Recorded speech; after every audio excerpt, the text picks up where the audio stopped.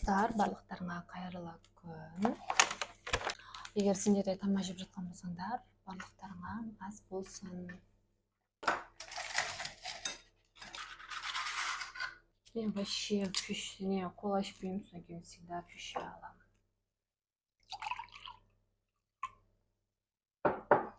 Они забыли положить трубочку.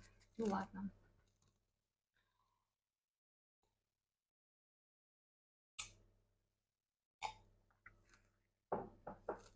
Чикен. Надо чикен обожаю.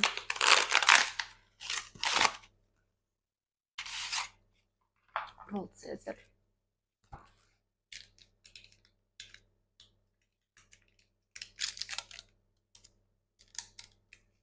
Қазір ғана келді, қызым ұйықтап жатыр. Қызым ұйықтап жатқан кезде жеп алайын дедім да, заказы верно сөйтіп. Ойда жоқта түсіріп жатырмын, если честно. Осы нандуның маған фрилары жаман қатты ұнайды. Прям күшті істейді.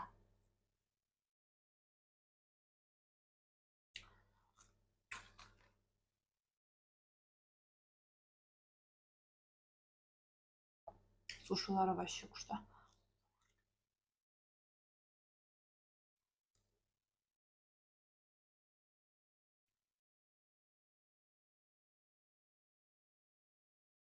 Мен мүлдем видео түсірмегеніме біраз болып кетті. ютубқа примерно бір 2 айдай өтті. Оның алдында видео түсіріп жүретінмін, бірақ түсірмегенмін. Если честно, депрессияға кіріп кеттім мен.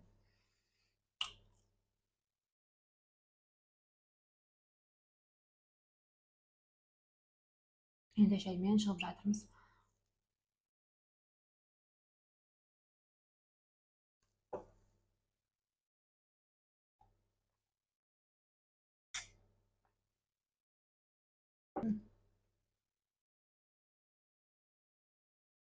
Бізде ролл Цезарь, ішінде кәдімгідей салат мен листья бар, ішінде чикені бар. Өте тойымда, дәмді екенін айта алмаймын енді. Мен баламмен академия демалысып отырған кезде пирог істеп сататынмын. Енді қызымда мен детский массажды үйреніп алдым. Енді соны таныстарымға істеп жүрмін. Қазір бастап жатырмын таныстарыма істеп. Одан кейін шугарингті үйреніп алдым. Бірақ шугарингті мен бөтен адамдарға істемеймін. Көбіне мен андай каспиге қойып қойғанмын ғой, объявленияны шугаринг жасаймын деп. Көбіне маған еркектер звондайды.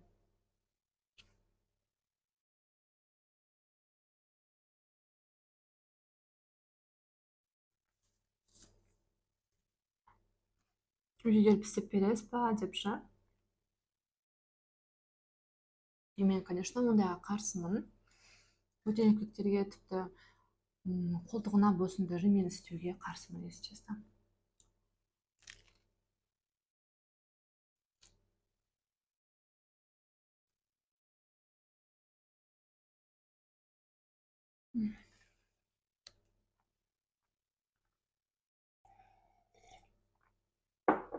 Сіңіліме істедім 2 рет. Одан кейін күйеуіме істеймін.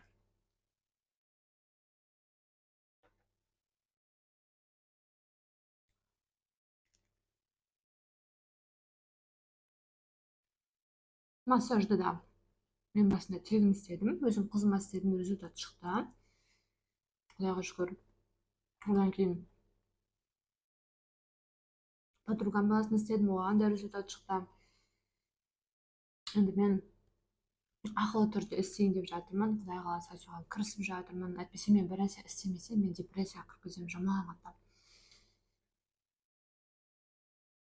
Ол көп босанған әйелдерге таныс деп ойлаймын. Депрессияға кіру, ол тез кіріп кетесің, одан шығу өте қиын болады. Неше түрлі жаман ойлар, ешнәрсе істегің келмейді. Вот сондай жағдайларға тап боласың. Одан шығу өте қиын. Ешкім саған көмектесе алмайды, сен өзіңе өзің көмектеспесең, саған ешкім көмектеспейді.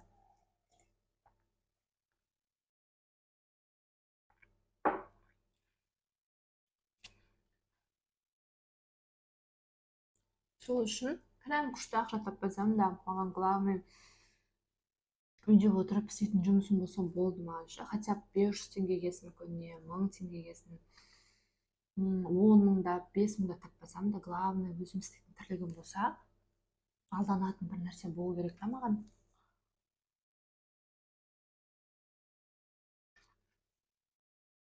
Лучше кезде бәрі де жеңіл өтеді.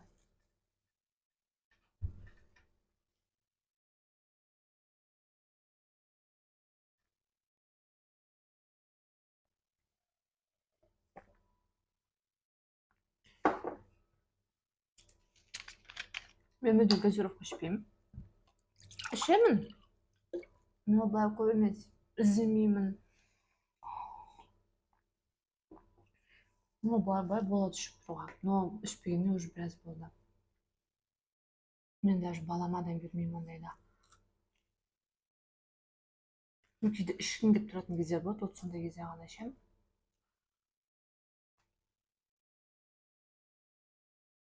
Нандуды жақсы көретіндер бар ма? Менің подписчиктерім арасынан.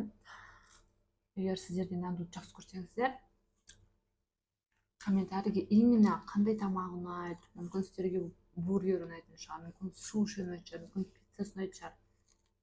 Соны жаза кетіңіздер. Оларыңызбен бөлісіп. Мен острый чикен алдым. Прям бұлардікі прям білінеді, что свежий.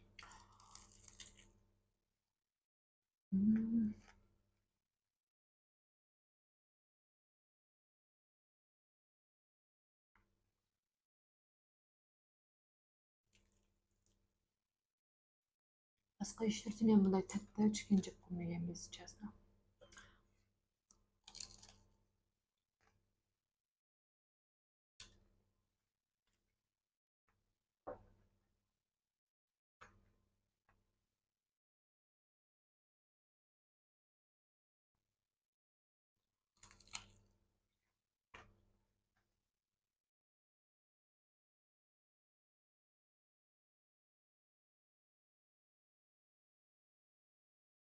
Қазір осылай жеп болғаннан кейін қызымды ұйқысынан тұрғызып, екеуміз поликлиникаға баруымыз керек.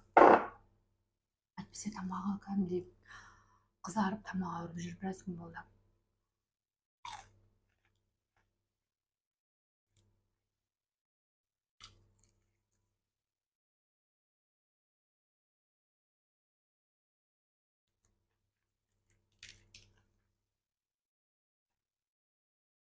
Мен бетімді слишком қатты бояп жіберіппін, аппақ болып кеткен сияқты.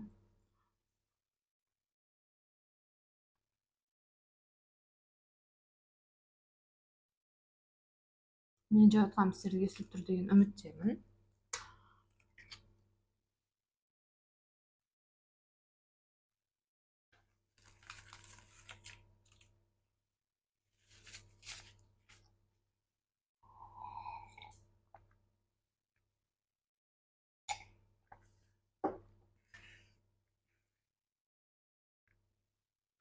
Мен балам фриді жаман жақсы көреді. Батырып жейді кәдімгідей соуска.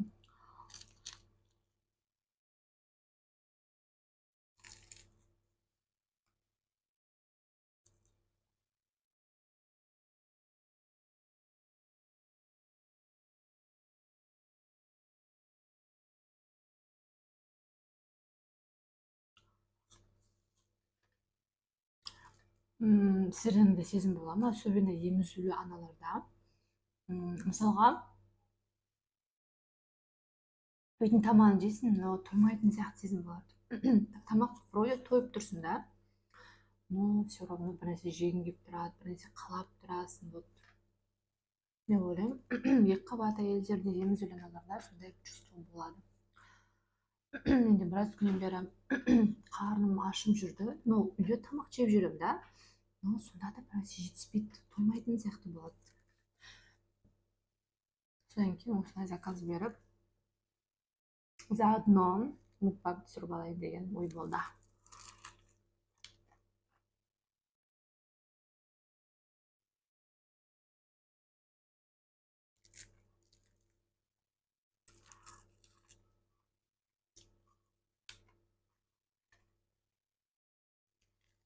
бұрын саламброн, баханди қатты жейтінмін. Қазір олардың бәрін қойып осыны абзал көрдім.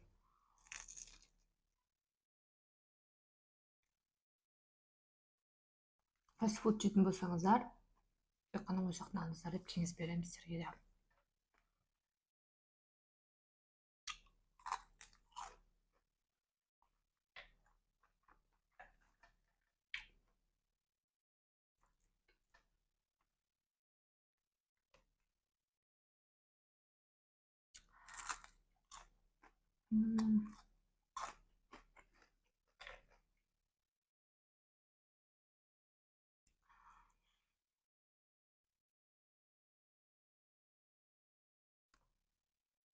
Ендігі жолы қандай тамақ жегенімді қалайсыздар? Комментарийге жазып кетіңіздер.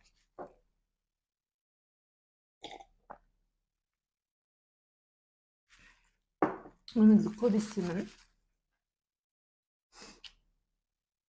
ютубпен ақша тауып жатқан адамдарда.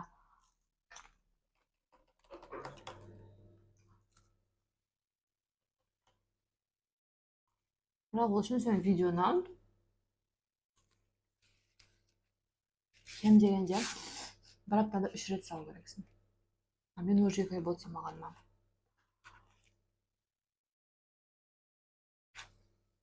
Енді қайтадан қолға алып, рецепт болсын, не болса да түсіріп салып тұру керек.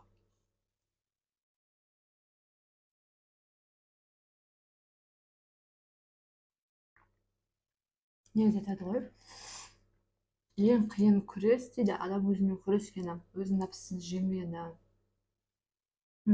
өзін тәрбиелегені, өзін дұрыс жолға салғаны ол өте қиын нәрсе екен. Вот мен соны түсініп жатырмын. Себебі жалқаулығың ұстап қалады. Обедтен ұйықтайсың.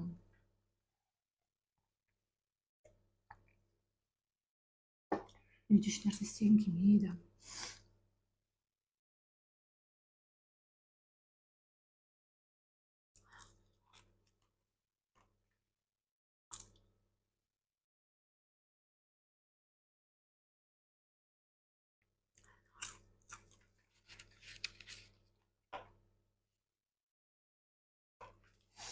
Ендігі жолы мүмкін мен үйде өзім бір әзір пісіріп түсіретін шығармын. Домашний тамақ.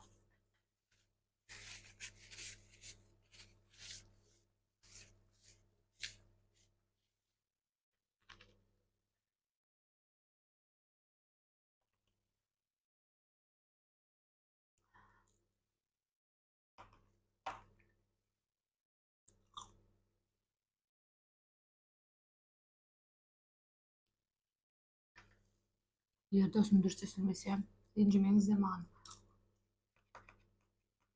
Бұлай мукбанг түсірмегеніме мен уже 1 жыл болды, скоро 1 жыл болады. Ең бірінші видеомыз күйеуім, мен балам. Үшеуміздің совместный видеомыз болған. Біз ол кезде су ішіп пицца жегенбіз. Ол кезде мен аяғым ауыр болатын. Одан кейін балам екеуміз түсірдік. Содан кейін болды, түсірмей қойдым.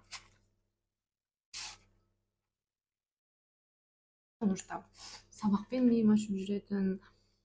Ол кезде мен аяғым ауыр кезде өте көп ауырдым. Содан кейін еш нәрсеге желанием болмайтын. Тек қана үйге келіп, сабақтан үйге келіп, мен ұйықтайтынмын.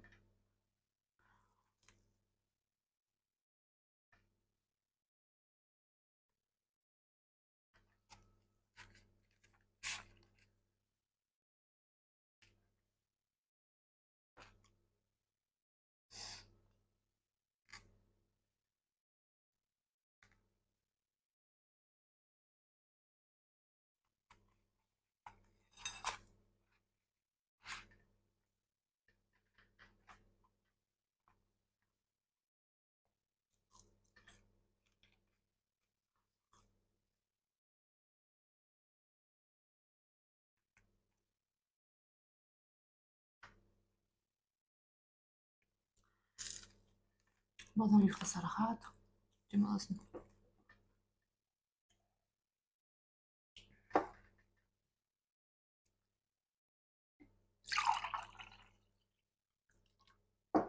Азанда ерте тұрып, Kүйеуім мен балам үшеуміз отырып шай іштік. Күйеуім сосын баламды алып садикке кетті, жұмысқа кетті ары қарай. Сонымен үйдің полын жуып, шамдарды түсіріп шықтым.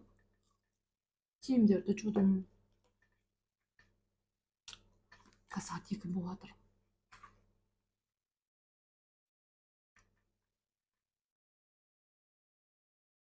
Біздің врачтың приемы сағат 3-те басталады. Мен соған ерте барып, очередь алып қойсам ба деп ойлап отырмын ғой.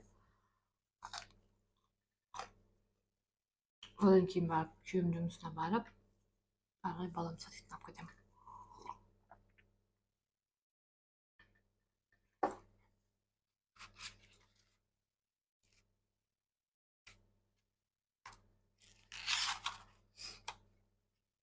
Менде негізі петличканың қанша түрі болды? Көп түрі болған.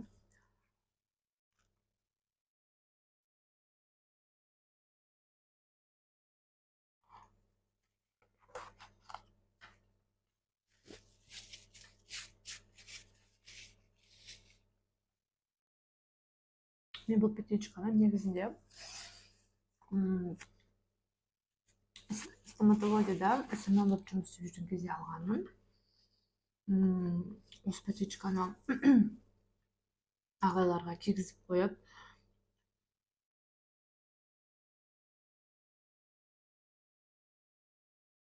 видео түсіретінмін.